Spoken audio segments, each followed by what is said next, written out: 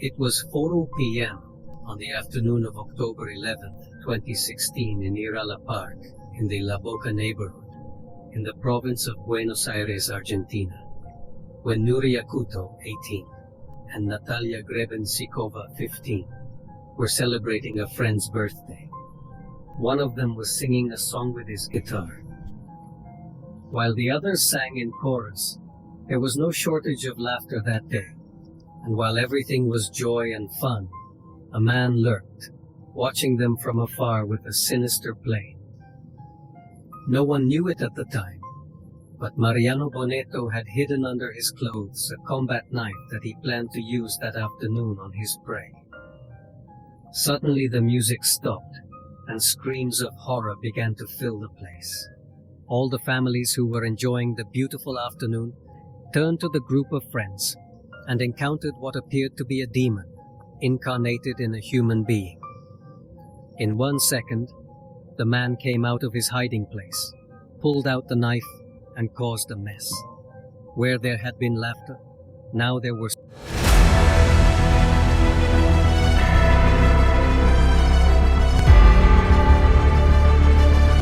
Mariano Bonetto nació el 3 de junio de 1989 en la ciudad de Laborde, en la provincia de Córdoba, en Argentina. Su padre era el gerente de un banco, lo que le había dado una infancia cómoda y llena de lujos. En su juventud, Mariano entró a la Universidad Nacional de Río Cuarto, donde en 2013 se recibió de veterinario, pero su preocupación por el bienestar y la salud de los animales. But his concern for the welfare and health of animals did not have the same concern for people. After receiving his degree, Mariano began to work as an employee of a veterinarian in a town in the south of Córdoba.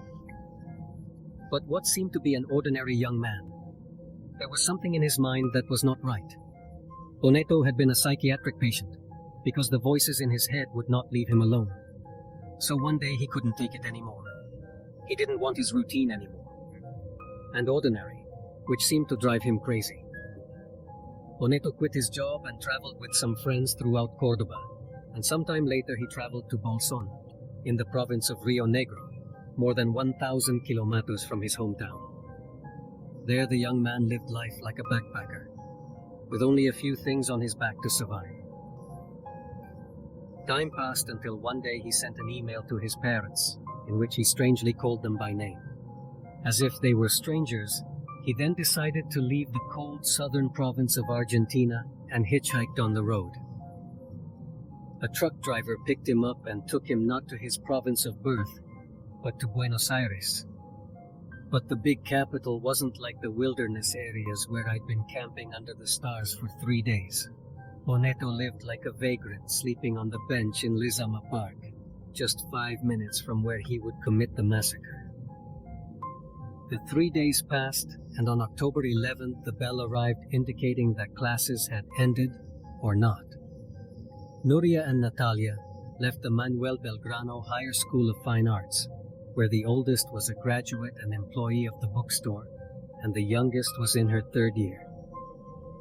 At the exit, they met other friends and headed to Irala Park, about 2 blocks from the Boca Juniors Club stadium there. They sat on the grass, drank mate, and celebrated the birthday of one of them. The young people were singing and playing the guitar peacefully when Bonetto approached them, who sat next to them and engaged in a casual conversation. It didn't seem strange to the young people. Bonetto seemed like a nice boy, only they didn't know that he had sinister intentions behind his facade, suddenly smiling. Bonetto pounced on Nuria, who did not have time to react, and stabbed her 17 times with a razor all over her body, while the green grass turned red. A friend of the young woman, Martin Ranrock, began screaming for help. Bonetto turned to him, leaving the dying body of his first victim on the floor. Martin backed away in fear.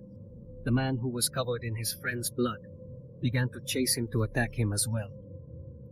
But halfway he changed his focus, directing his gaze to Natalia, who was fleeing the massacre. In an instant, he grabbed her by the back and stabbed her 4 times in different parts of her body.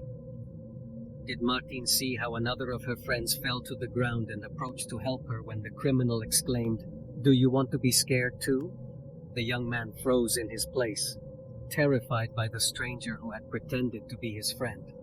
And now he looked like an unstoppable monster. In the commotion, he received some injuries from the attacker. The attacks were witnessed by people who had also gone to the park to spend a quiet afternoon. Some brave ones approached and assisted the victims and called the same, while others ran after the criminal. They needed to stop him from attacking again. There was no time to wait for the police. Witnesses surrounded him, and they threw stones and bottles at him. No one dared take another step closer. Fearing to be the third victim, the killer seemed unstoppable, and they had to beat him up.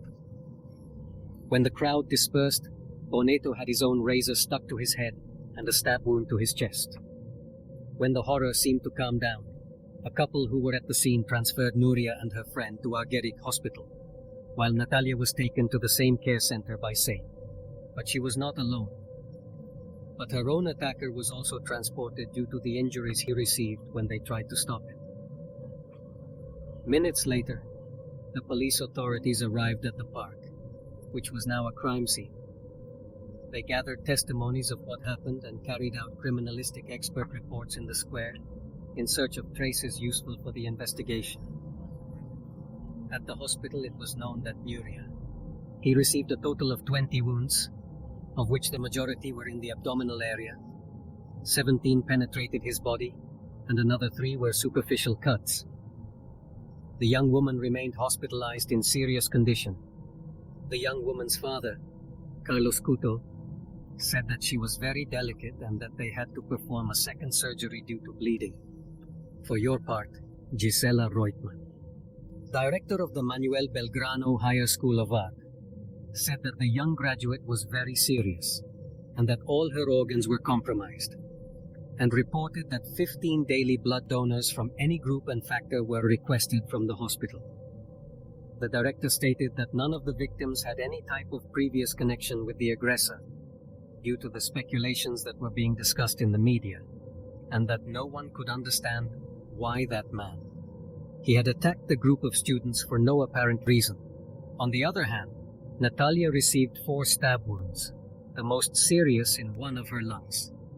At the time, he was stable and in a drug-induced coma, but apparently out of danger.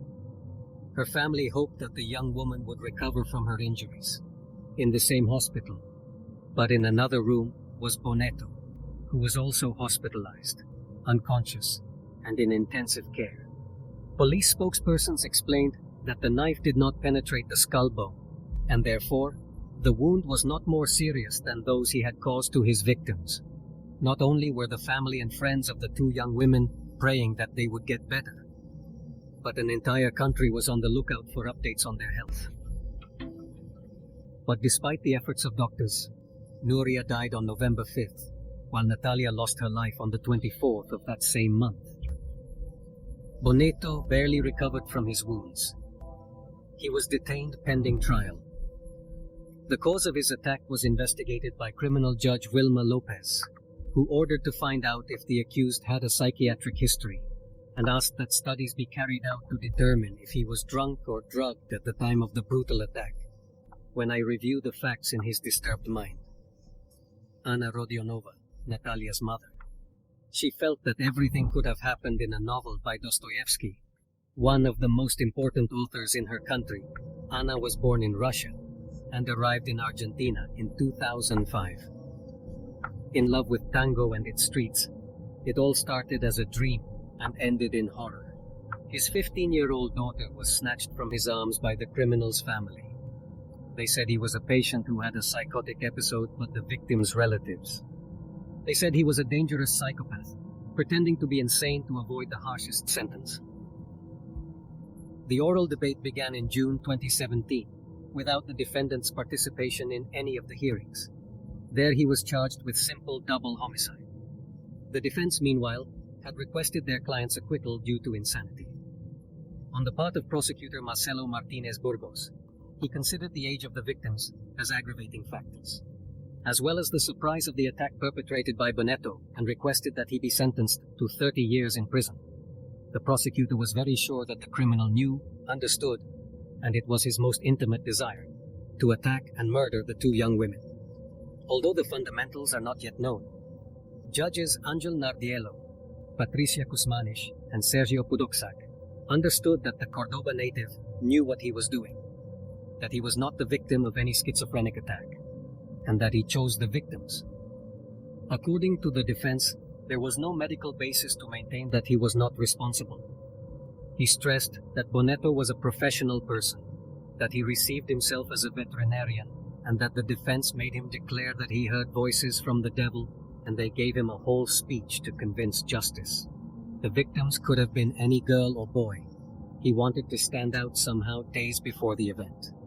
I sent an email to the parents where I said they will hear from me. In summary, according to the young women's lawyers, it was not random. Following the second appeal, the case went to oral trial.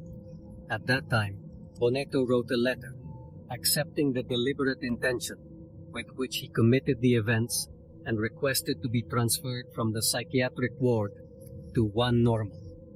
In his letter addressed to the judge, he wrote, "I have been declared innocent through an interview with professionals in which, under the effects of the fear of being put on trial and convicted, I lied. I was not induced by any demon to execute my murder plan. I did it because it was my deepest will. At that time, nothing can be done without the consent of one himself." His lawyer minimized the fact and assured that his defendant does not remember what he did. I think if they didn't stop him, Bonetto would have killed even an elephant, a lion, or anything that moved, had life, and appeared in his path. They had to stop him by sticking a knife into his head. With this statement, the lawyer managed to make his client's confession letter go unnoticed and be dismissed.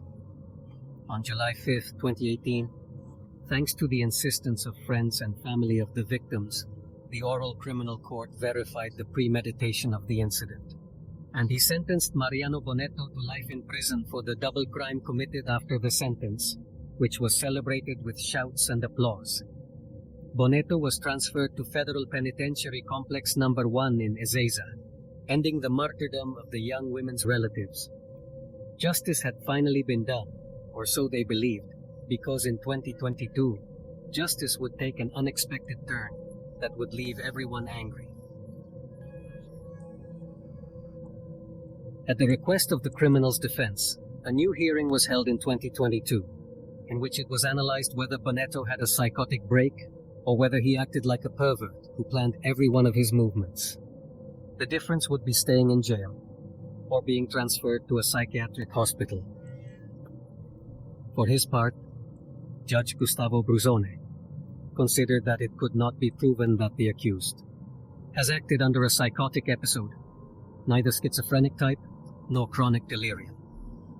The psychotic outbreak had to be ruled out by Bonetto's subsequent attitude at the time of his arrest, where the doctor who had immediately examined him could not observe any detail that made him think of any abnormality. According to the victim's defense, Bonetto felt a deep hatred for women because his girlfriend had left him for another. He bought the knife, which was a combat knife, and he took the time to select his victims in Lezama Park, where he had been sleeping the previous days, but he couldn't commit his crime because there were police there. He had told some boys, and you had to annihilate all women. For the relatives of the victims, the murderer was a simulator who had to be punished with life imprisonment. The ultimate killer, with treachery and coldness, attacked as if he were a creation of hell, drying the life of two luminous creatures. Everyone was sure he was sent to a psychiatric hospital, and he was going to escape and attack again. Bonetto's lawyer, Daniel Martinez Diaz, assured that his defendant did not understand the criminality of his actions. He said that he never defended murderers, and he took the case because the experts said that Bonetto was sick, and that he suffered from a delusional syndrome of chronic evolution, and declared that he was not a femicide, because he also tried to terminate a young woman by the defense, who was desperately trying to keep Bonetto's conviction from being changed. He maintained that the medical reports were scripted, and that the criminal's defense hired a renowned psychiatrist, and made up a story for him to save himself from punishment without any medical endorsement, because he supposedly had obsessive-compulsive disorder as a boy, and that in another episode, he had tried to attack the sister. The defendant's defense insisted, in which his mental state deteriorated due to disenchantment with his profession, the change of friendships and interest in philosophical issues. As if at one moment he felt chosen to execute, he went crazy. And there began to be signs in what he read or listened to, as if something or someone had invited him to the massacre to declare what was not imputable. Hector Magariño, one of the 3 judges of Cassation Chamber 3, highlighted. The report prepared by the medical board, made up of professionals from the forensic medical corps of the defense and the complaining parties, which unanimously concluded that the condition suffered by the accused was a psychotic condition compatible with chronic delusional syndrome 4 years before the sentence. Life in prison. The National Chamber of Cassation declared Mariano Bonetto, 34 years old, not to be held accountable. He was taken out of Ezeiza prison and taken to Boca Mental Hospital. This ruling was behind closed doors. The family asked to be present, but the doors were never opened. When they learned of the resolution, they felt that justice was mocking the memory of its victims.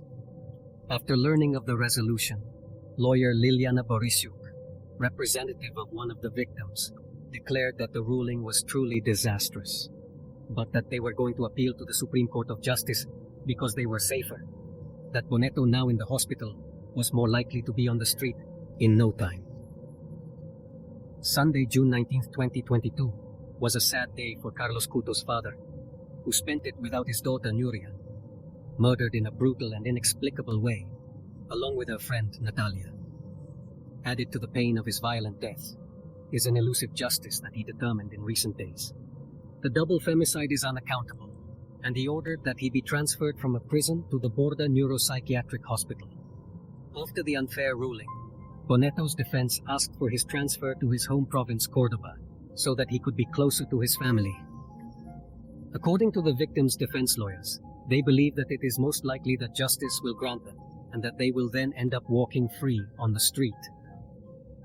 Nuria's father exclaimed in pain, "I ask for justice on earth, because for me, justice would be for someone or something to return Nuria to me.